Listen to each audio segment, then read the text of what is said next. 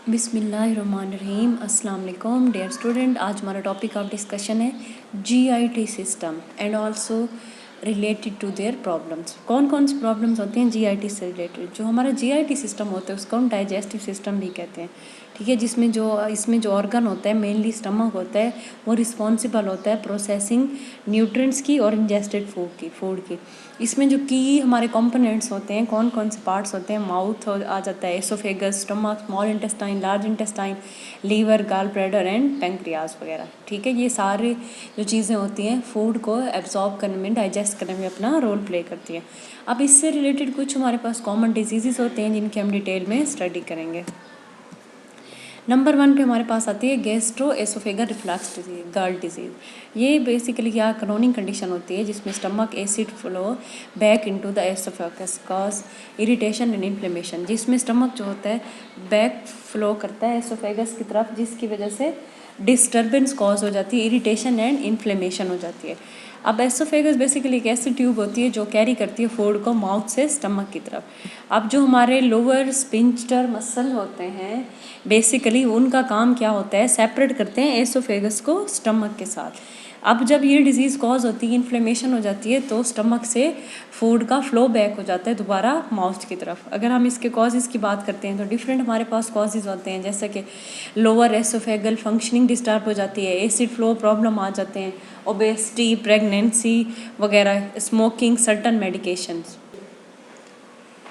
उसके बाद क्या होता है कि जो हमारे पास सिम्टम्स होते हैं वो बेसिकली क्या होते हैं, इसमें हार्ट बर्न होता है, ठीक है।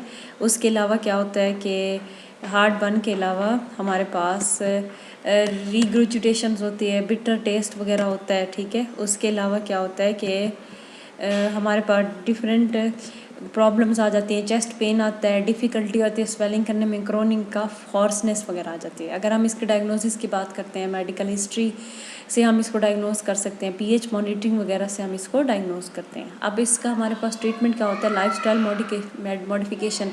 फर्स्ट लाइन ट्रीटमेंट की बात करते हैं तो डाइटरी चेंज होनी चाहिए, ऐसी फूड जो ट्रिगर कर रही हो, spicy, acidic food, caffeine, chocolates वगैरह। वेट मैनेजमेंट की जाती है, एलिवेट, अगर खाना खाने के बाद फ़ौरन नहीं सोना चाहिए, थोड़ी देर अपने हेड को एलिवेट रखना चाहिए, मतलब स्ट्रेट रखना चाहिए। ज़्यादा खाने से भी अवॉइड करना चाहिए, और ख़ास तौर पे जब आप बेड टाइम पे हो तो फूड इनटेक करके फ़ौरन सो नहीं जाना चाहिए। अगर स्मोकिंग है तो उसको क्विट करना चाहिए। मेडिकेशन में हमारे पास सर्टन मेडिकेशंस आती हैं, प्रोटॉन पंप इनहिबिटर्स आते हैं जिसमें मेप्रोजोल सबसे कॉमन मेडिसिन है, एंटासिड्स वगैरह आते हैं, म्यूकेन सिरप, H2 ब्लॉकर्स आते हैं, ठीक है। इस तरह हम इसको इम्प्रूव कर सकते हैं। नेक्स्ट डिजीज़ हमारे पास है पेप्टिक अल्सर या ड्यूडिनल अल्सर। ये क्या होता है, बेसिकली ज़ख़म बन जाते हैं। पेप्टिक अल्सर आर सोर that develop on the lining of the stomach. जो स्टमक की आउटर लाइनिंग होती है वहाँ पे ज़ख़म बन जाते हैं, स्मॉल इंटेस्टाइन और एसोफेगस में। अब इसके जो प्राइमरी कॉज होती है पेप्टिक अल्सर की, वो क्या होती है, H. पाइलोरी होती है।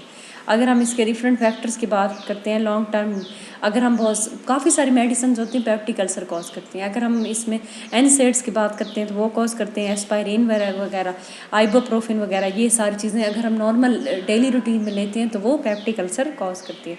सिम्टम में क्या आता है, बर्निंग, स्टमक पेन आता है, हार्ट बर्न होती है, ब्लोटिंग वगैरह होती है, पेट में गैस पड़ जाती है।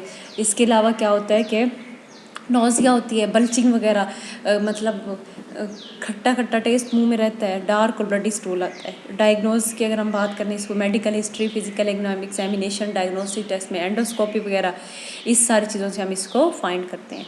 अगर H. पाइलोरी इन्फेक्शन है उसके लिए हमारे पास ट्रीटमेंट एंटीबायोटिक्स होती हैं, ठीक है। ट्रीटमेंट एंटीबायोटिक्स आ गई, प्रोटॉन पंप इनहिबिटर्स आ जाते हैं। और हम लोग क्या करते हैं कि न्यूट्रलाइज़ करते हैं एंटासिड से स्टमक एसिड को, एनसेड बैलेंस करते हैं फजूल में, मतलब हमें पैनाडोल, ब्रूफिन वगैरह नहीं लेनी। लाइफस्टाइल मॉडिफिकेशन, स्मोकिंग को क्विट करते हैं, लिमिट, अगर कोई अल्कोहल कंजप्शन है तो उसको लिमिट करना है, ठीक है। अब यहाँ पे दिखाया गया स्टमक को, एंडोस्कोपी दिखाई गई, स्टमक अल्सर दिखाया गया, ड्यूडिनल अल्सर वगैरह। गैस्ट्रोइंटेराइटिस, ये क्या होता है, इन्फ्लेमेशन हो जाती है यहाँ पे स्टमक में। Gastro inflammation of stomach and intestine. अब जो जीआईटी सिस्टम है उसमें ऑर्गन स्टमक और इंटेस्टाइन है, वहाँ पे इन्फ्लेमेशन हो जाती है। टिपिकली वायरल और बैक्टीरियल होता है, जिसकी वजह से क्या होता है, डायरिया, वोमिटिंग, एब्डोमिनल पेन, पेट में दर्द और नौसिया, दिल खराब। अगर वायरल है तो जाहिर है किसी वायरस की वजह से हुआ होगा। कौन से virus, norovirus, rotavirus, adenovirus, astrovirus की वजह से, ठीक है। इस तरह ये स्प्रेड होती है। अगर हम बैक्टीरियल गैस्ट्रोएंटेराइटिस की बात करें तो बैक्टीरिया की वजह से, जैसे सैल्मोनेला बैक्टीरिया, ई कोलाई वगैरह, कंपाइलोबैक्टर, शेगेला वगैरह। अगर हम पैरासाइट की बात करते हैं तो हमारे पास क्या होता है, क्रिप्टोस्पोरेडियम वगैरह ये कॉज करते हैं। कंटेमिनेटेड फूड, पानी, फूड जब हम लेते हैं उससे सिम्टम में क्या आता है हमारे पास, diarrhoea, vomiting, abdominal pain, nausea, fever, muscle ache. Diagnosis फिर वही हमारे मेडिकल क्लिनिकल प्रेजेंटेशन और मेडिकल हिस्ट्री की बेस पे किया जाता है। स्टूल टेस्ट भी सम टाइम करवाए जाते हैं पॉजिटिव एजेंट को फाइंड करने के लिए। ट्रीटमेंट में नंबर 1 पे हमारे पास क्या होता है कि हमें स्पाइसी फूड से अवॉइड करना होता है। फ्लूइड रिप्लेसमेंट, बहुत ज़्यादा फ्लूइड इनटेक होना चाहिए, अच्छी डाइट होनी चाहिए और मेडिकेशन। प्रिवेंशन में हमारे पास हैंड हाइजीन होनी चाहिए, फूड हाइजीन होनी चाहिए, वाटर हाइजीन होनी चाहिए। फूड सेफ्टी और वाटर सेफ्टी को मद्देनज़र रख के हमें अपना खाना इनटेक करना होता है। आइसोलेशन भी होनी चाहिए। अगर जिस टाइम पे प्रॉब्लम ज़्यादा हो जाए तो उस टाइम पे सम टाइम ऐसा भी होता है साथ में फीवर और बॉडी पेन भी होता है, तब हमें मेडिकल अटेंशन इसके लिए चाहिए होती है, मेडिकल इंटरवेंशन चाहिए होती है। परसिस्टेंट और साइन ऑफ डिहाइड्रेशन को कम किया जाता है। क्योंकि यहाँ तक हमने जितनी डिजीज़ पढ़ी, हमने 3 डिजीज़ पे मेनली फोकस किया, GERD, gastroesophageal reflux disease, peptic ulcer या ड्यूडिनल अल्सर पे, उसके बाद गैस्ट्रोएंटराइटिस है। ये हमारी सारी कार्डियो गैस्ट्रोइंटेस्टाइनल सिस्टम के साथ रिलेटेड डिजीज़ है। That's it, thank you so much.